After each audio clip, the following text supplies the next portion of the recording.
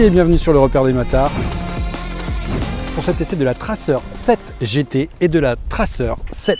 On voit déjà la différence. La Tracer 7 GT, elle va avoir les poignées chauffantes, elle va avoir une selle spécifique, la béquille centrale, comme on peut le voir ici, les valises, un équipement particulier et une bulle spécifique. C'est pas mal et ça apporte du coup le côté GT pour grand tourisme, bien évidemment. La Tracer 7, elle reste la version de base sous les 10 000 €. Elle a beaucoup évolué. Elle a gardé la formule de base avec une bonne tête de fourche, de beaux carénages et puis cette prestation sympathique, cette position de conduite droite, mais toujours des roues de 17 pouces, ce qui fait qu'elle est plutôt inclassable, comment on va dire, allez, un road trail, un trailster, quelque chose comme ça. De toute façon, ça ne change pas la finalité. On se retrouve avec un Tracer, tout simplement. Le Tracer, c'est presque une marque à soi-même. C'est une des motos les mieux vendues et les plus vendues par Yamaha, notamment en Europe.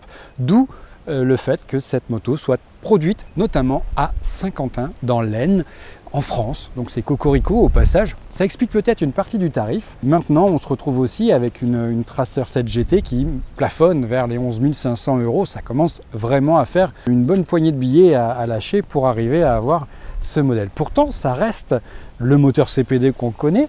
Aujourd'hui, il est en Euro 5+. On n'a pas de shifter, mais l'équipement, il est sympa, il est plutôt complet. Prise USB, USB type C qu'on retrouve sur le tableau de bord. Un tableau de bord justement qui est TFT, qui mesure 5 pouces de diagonale, qui est assez agréable.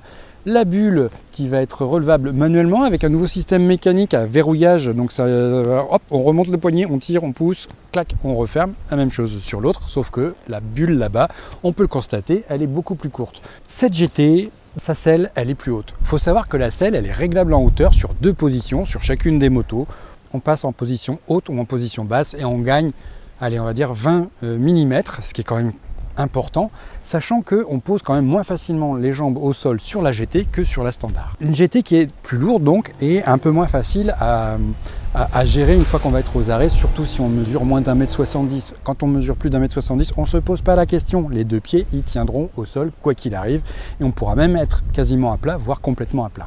En termes de différence également sur la GT, l'amortisseur arrière qui est réglable en précontrainte, tout simplement pour pouvoir s'adapter à une charge supplémentaire, notamment au niveau des valises, et puis bien sûr pour le duo, un duo qui sera facilité par les poignées, des poignées qu'on retrouve de toute façon sur la version standard. Donc les deux, est-ce qu'on va vraiment réussir à le différencier? Ça, c'est l'essai qui le dira. Est-ce qu'elles ont une identité propre? On l'espère, et je vous retrouve tout de suite, donc c'est parti.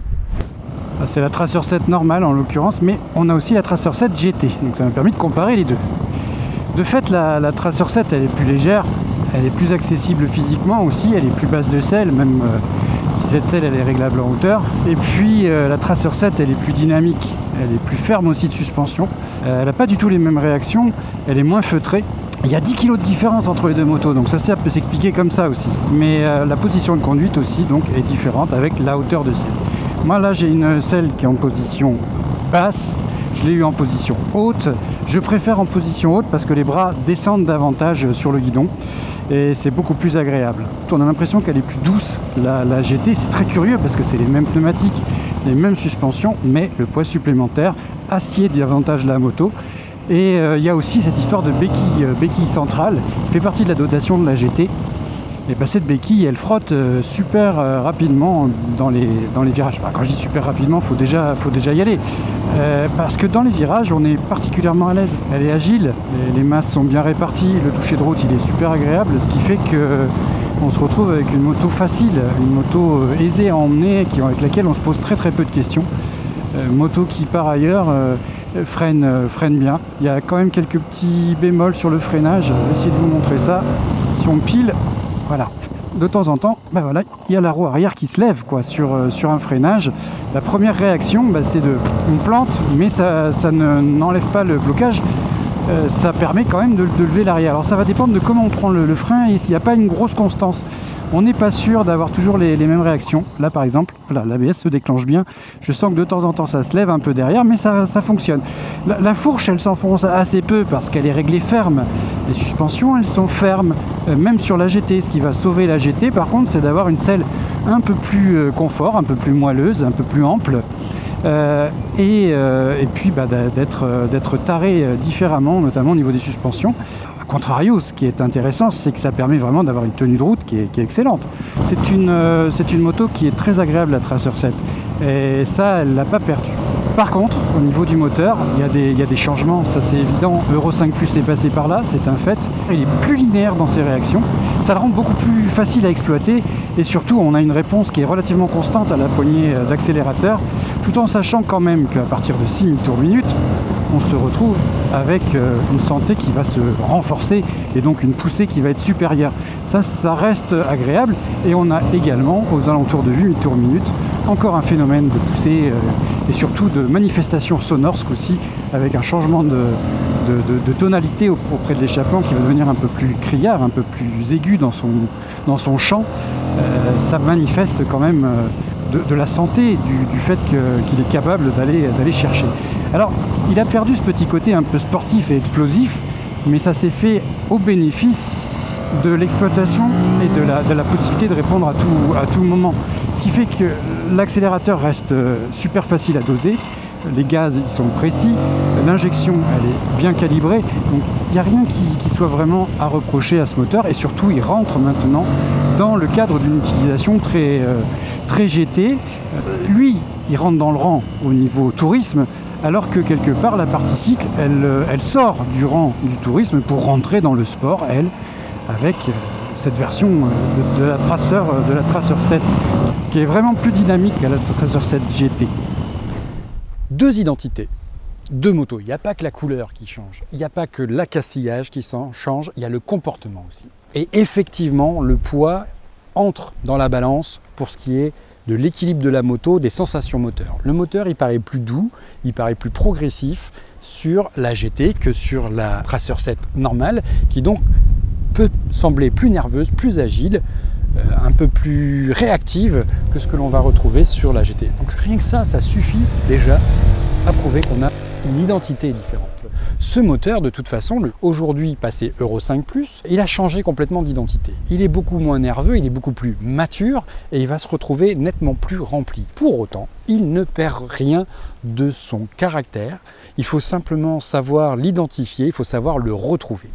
En roulant, en enroulant, on peut bénéficier d'un couple vraiment très présent, ce qui va permettre d'avoir des relances à peu près à tous les régimes, et puis d'arriver à partir de 2500-3000 tours minute, même en sixième, de pouvoir avoir une mécanique qui pousse, qui tracte, qui vous emmène avec bienveillance et avec suffisamment de force et d'énergie vers le haut du compte tour. Ça ne se fait pas en une seule fois, on a plusieurs plages, on va avoir déjà une petite pause aux environs de 3500 et 4500 tours minute, et puis après ça monte, et ça monte jusqu'à la rupture, quasiment à 11 000 tours minute.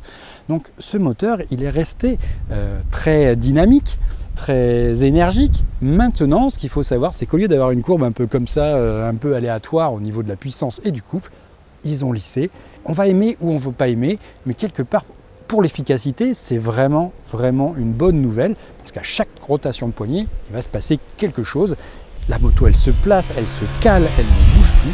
Par contre, il faut se méfier des turbulences, entre guillemets, qu'on va avoir sur la route. Donc tout ce qui va être des déformations, notamment des petites bosses, des creux et des revêtements un peu dégradés, parce que comme les suspensions sont fermes, eh ben, ça va avoir tendance à soit riper, soit à rebondir un peu dessus.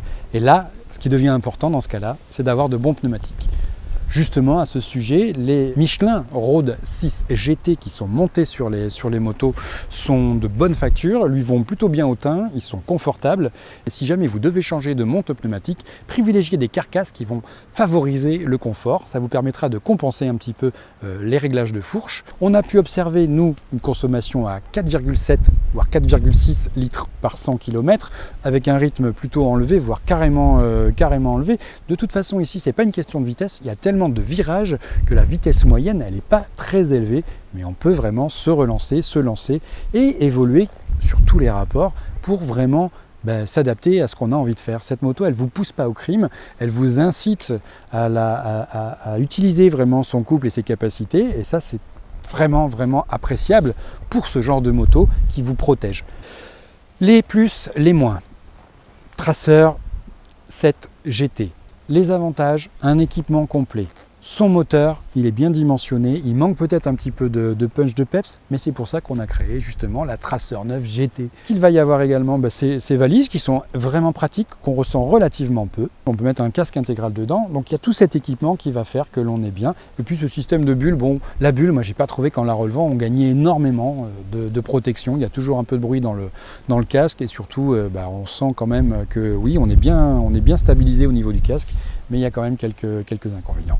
Les inconvénients, justement. De mon point de vue, le freinage. Oui, le frein avant, il est bon, mais le frein arrière, il va avoir tendance à vous déstabiliser. Et là, justement, sur une moto de ce tarif-là, donc, on aurait pu apprécier d'avoir un ABS actif sur l'encre, ce qui n'est pas le cas. Et surtout, on a un frein qui va être assez sensible et qui va vous permettre, éventuellement, si vous arrivez sur l'encre, bien de vous déstabiliser en mettant des petits à-coups ou de temps en temps, vraiment en donnant l'impression qu'il est en train de vous tordre légèrement la moto, malgré un cadre rigide et malgré toutes les capacités qu'elle peut avoir, notamment d'encaisser les rythmes sportifs. Ça va faire partie des inconvénients. L'absence du shifter, la selle qui est réellement ferme, même si elle est belle, même si elle est bien rembourrée, pour les gros rouleurs, il va falloir penser et envisager un équipement, encore une fois, plus luxueux et plus confort. Donc ça veut dire que même s'il y a un prix de base qui est déjà conséquent, il va encore falloir l'agrémenter si vraiment vous voulez faire du GT. À côté de ça, on a la Miss Tracer 7 qui est une moto plus simple, plus accessible, sous la barre des 10 000 €. Donc ça reste une de ses qualités, parce que quand on veut une moto qui soit capable de voyager, d'être un petit peu sportive, d'avoir une belle polyvalence, dans ces tarifs-là, il y a quand même une belle concurrence aujourd'hui. Donc elle conserve quand même les avantages de sa motorisation. Le freinage, encore une fois, fait partie des points forts à l'avant, puisqu'il a été sensiblement et bien amélioré.